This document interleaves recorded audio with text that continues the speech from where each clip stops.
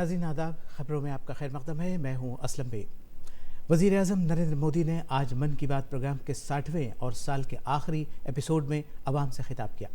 वज़ीर आज़म ने कहा कि भारत के लिए अगली दहाई सिर्फ नौजवानों की तरक्की के लिए नहीं होगी, बल्कि नौजवानों की सलाहियतों से तहरीक लेने वाले मुल्क की तरक्की की होगी। वज़ीर आज़म ने साल के अपने आखिरी मन के बात प्रोग्राम में मकामी मसनूआत ख़रीदने के मौजू पर अवाम के साथ अपने ख़यालात मुश्तरक किए। उन्होंने अहले वतन से मकामी मसनूआत को ख़रीदने की अपील की। जम्मू व कश्मीर और लेह लद्दाख में लोगों के रोज़गार को तहरीक देने वाले और ख़ुद मुख्तार बनाने वाले हिमायत प्रोग्राम का भी मन की बात प्रोग्राम में जिक्र किया।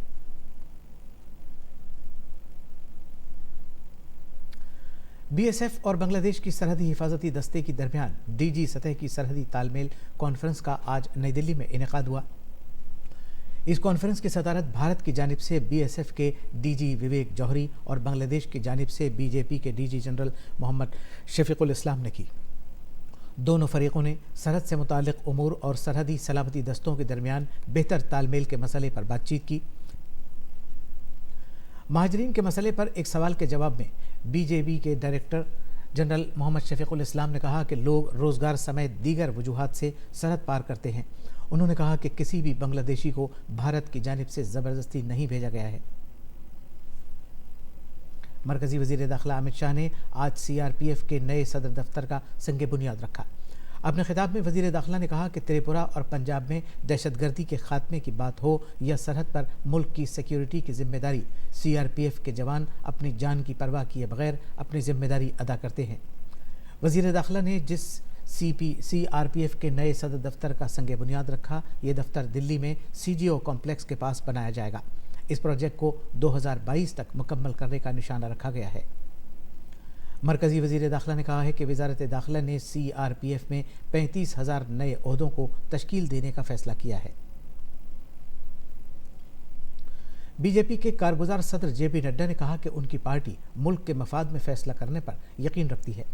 साबिक़ वज़ीर आज़म अटल बिहारी वाजपेयी की याद में मुनक़िदा एक प्रोग्राम से खिताब करते हुए जेपी नड्डा ने कहा कि उनकी पार्टी मुल्क की तामीर से मुताल्लिक़ अपनी जिम्मेदारी अदा करने से कभी नहीं भागती।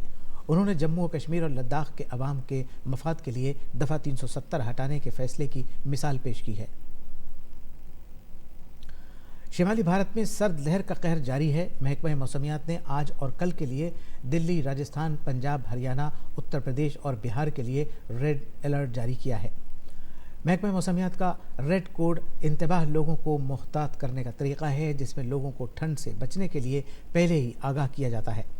आइंदा 2 दिन तक पंजाब, हरियाणा, चंडीगढ़, दिल्ली, राजस्थान और उत्तर प्रदेश के शिमाली इलाकों में सर्द लहर की सूरत हाल है। एक और 2 जनवरी को हिमाचल प्रदेश और जम्मू कश्मीर में बर्फ़बारी हो सकती है।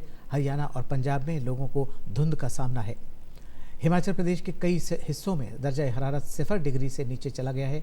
हालांकि आज यूपी, हरियाणा, चंडीगढ़ और दिल्ली के कुछ इलाकों में दर्जा हरारत में 2-3 डिग्री का इजाफा हुआ है, जिसकी वजह से लोगों को कुछ राहत मिली है। हरियाणा के रेवाड़ी में कौमी शाहराह पर कोहरे की वजह से यके बाद दीगरे तकरीबन 2 दर्जन गाड़ियों की आपस में टक्कर हो गई। इस खतरनाक हादसे के नतीजे में 2 अफराद की मौत हो गई, जबकि तकरीबन 1 दर्जन अफराद ज़ख्मी भी हुए हैं। ज़ख्मियों को इलाज के लिए अस्पताल में दाखिल कराया गया है। साथ ही कौमी शाहराह पर ट्रैफिक की बहाली के लिए भी कोशिशें जारी है।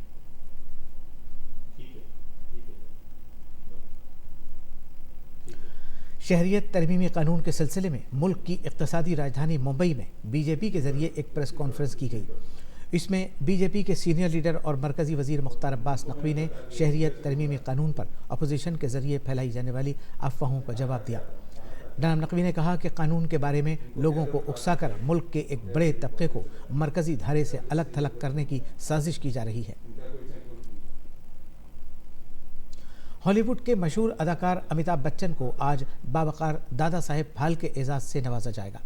सदर जमहूरिया रामनाथ कोविंद राष्ट्रपति भवन में होने वाली एक अजीमुश्शान तकरीब में अमिताभ बच्चन को साल 2018 के दादा साहेब फाल्के अवार्ड से नवाजेंगे।